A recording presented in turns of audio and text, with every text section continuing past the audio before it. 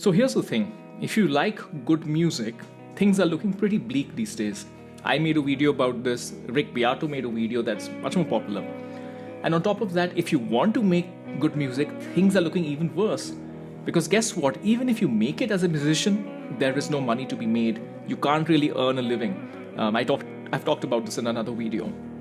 So what do you do then? What do you do if you want to make good music and you want to, live a life, have enough money to survive? Though it may seem like all doom and gloom, I think there is an answer. And that's what I'm going to get into today. If you are a musician or if you want to be a musician in 2024, I think this video is for you. Hi everyone, welcome back to the Ministry of Guitar. My name is Utkarsh Mohan. I'm coming to you from Singapore. As always, if you like what I'm doing, please do like, subscribe, and share. It's I think 80% plus of the people watching this, I think a lot of you seem to watch the videos. You may think it's a pretty non-consequential thing to not subscribe, but if you like the videos and you really want to encourage the people making the videos, I think subscription really goes a long way. Anyways, enough of that tangent. Now, it is definitely modern technology has made the world a different place for popular music, a different place for musical excellence than it was in the amazing rock and roll era from, say, the 1950s, 60s till about 10, 20 years ago. Now, does that mean everything is lost? I don't think it is, but there are a few hard truths that we have to accept. Hard truth number one, popular music is now a product. This means that it will be pretty much meeting a very low common standard. It will be very disposable. It will be dictated by the algorithms of whatever makes it popular. It's no longer going to be musical excellence. That's hard truth number one. We have to live by it. Hard truth number two, music is not going to make you money. Not a living anyway. I've talked about this in detail in this other video. Please do check it out. So these are the two things to know. Now, there are two good things. Good thing number one is you can create music by yourself. Entirely anything. That's what all the tools that we have today can help us do. This has not been true. The good thing number two is that we can distribute it to anyone we want practically for free. So this is the environment in which we find ourselves, where there are a few bad things and there are a few good things.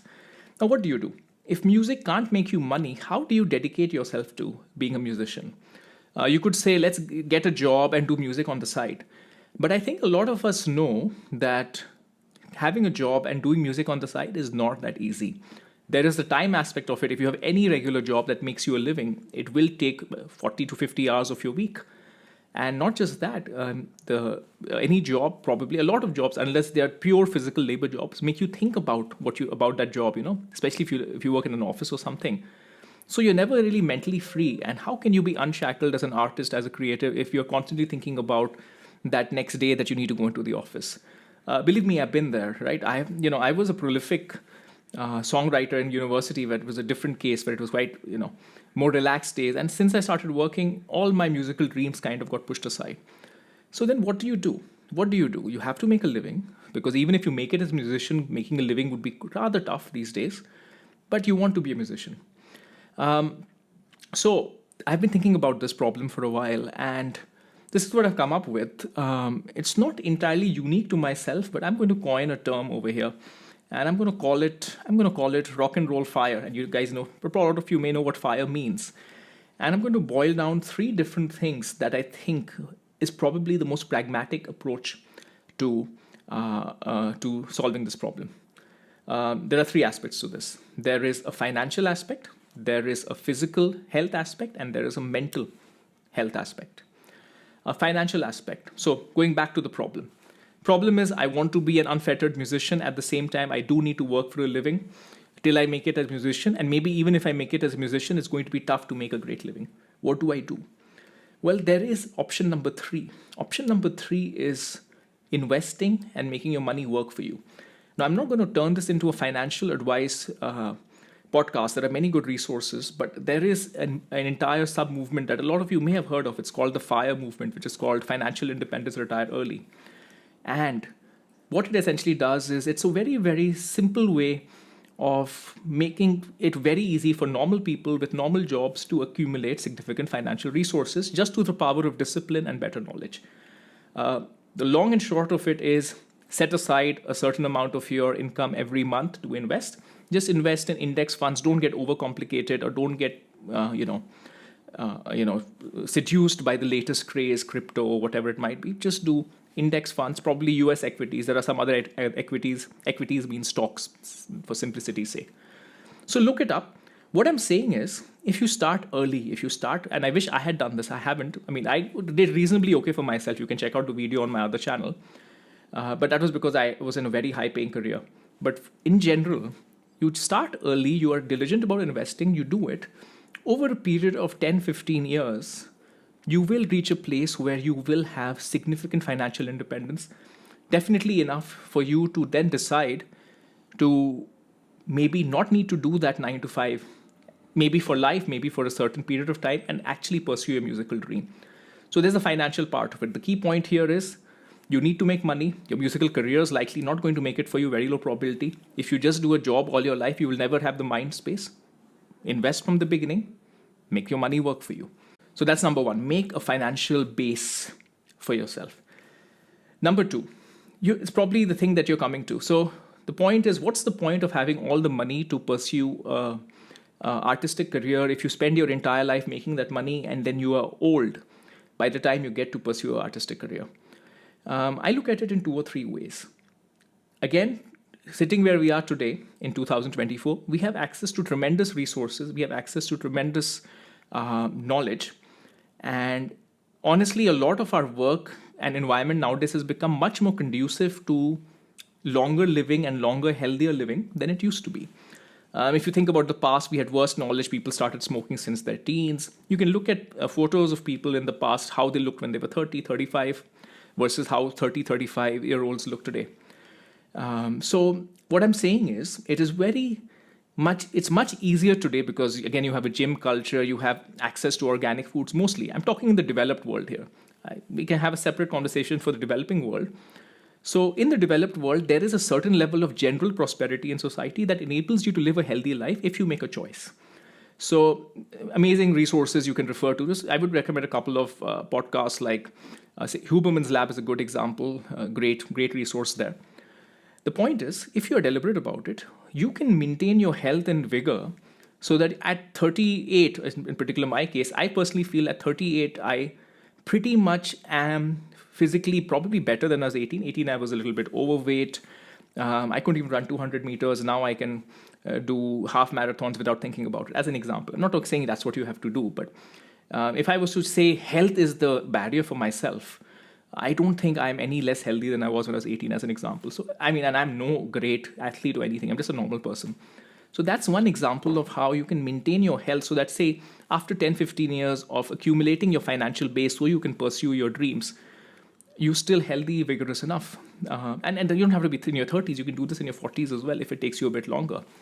So that's the part of it.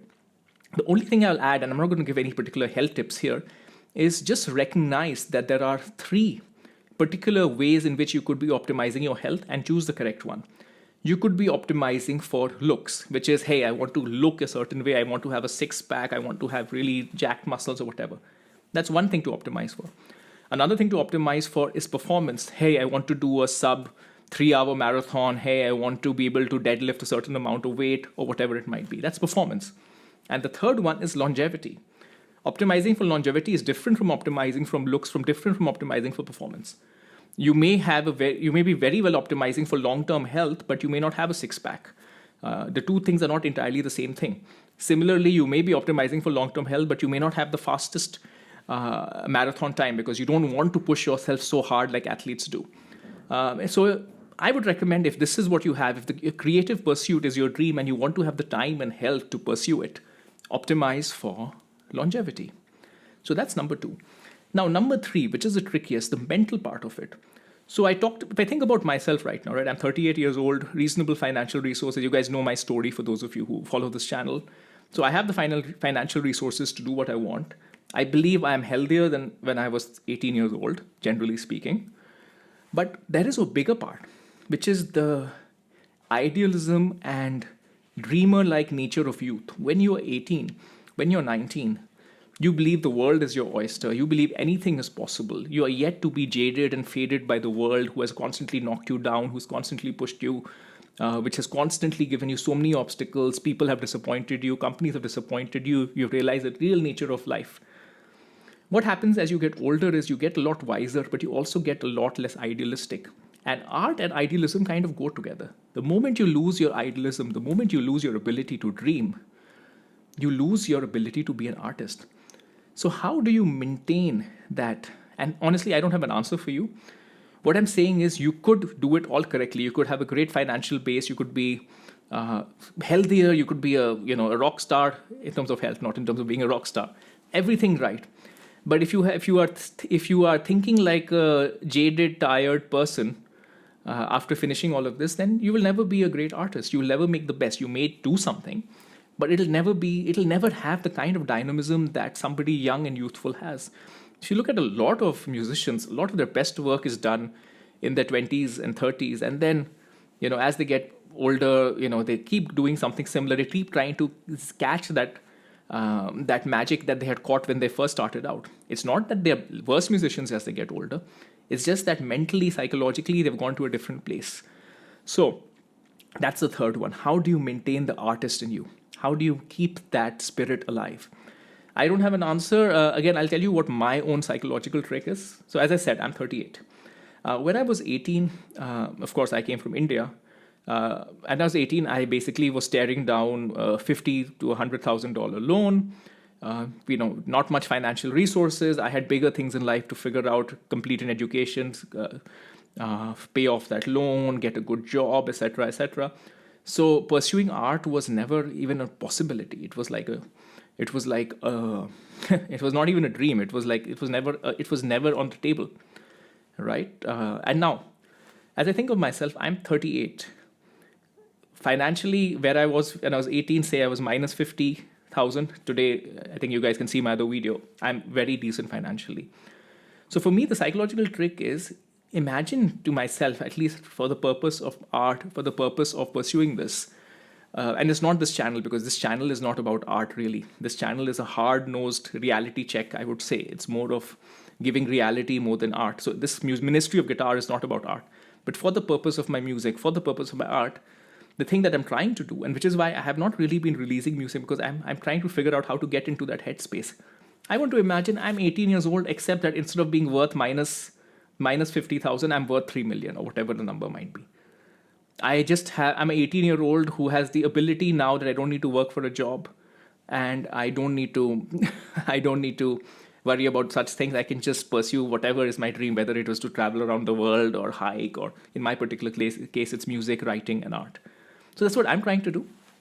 I haven't really succeeded yet. This channel is a little bit of a transition because it does have a bit of a creative side. But yeah, so surprisingly, of all the three challenges, the financial, the physical, and the mental, it's the mental one that I'm finding the most difficult to overcome. I'm in the process. Maybe in a few months or so, maybe I just need to disconnect. Maybe I need to forget all the trappings. Maybe it's my social circle, because everybody around me is in a different place, right? We're all in our late 30s. People are in different places psychologically. None of them are thinking like my social circle when I was 18, when we were all just young kids. So I don't know. I don't have the answer, but hopefully I give you some food for thought. So in summary, what do I want to say? I want to say the following, and I'll repeat it again. Popular music is not going to get any better. Don't fret about it, accept it. At the same time, you as an individual have the kind of reach and the ability to create music that has not existed ever in history for any single individual. So these two things are happening. And then other negative, then that was one positive thing, you have reach. Negative thing, popular music is crap. Another negative thing, making money from music is not possible. So the consequence of this is you need to figure out how to make your money elsewhere. The best way to make your money without it sucking the soul out of you is to make your money work for you, learn how to invest. And using all of these things, try to get rock and roll fire, where you have financial resources, you've maintained your health, and most importantly, you've maintained the dreamer inside you. All right, I hope this was interesting. Let me know what you think, and I'll see you next time.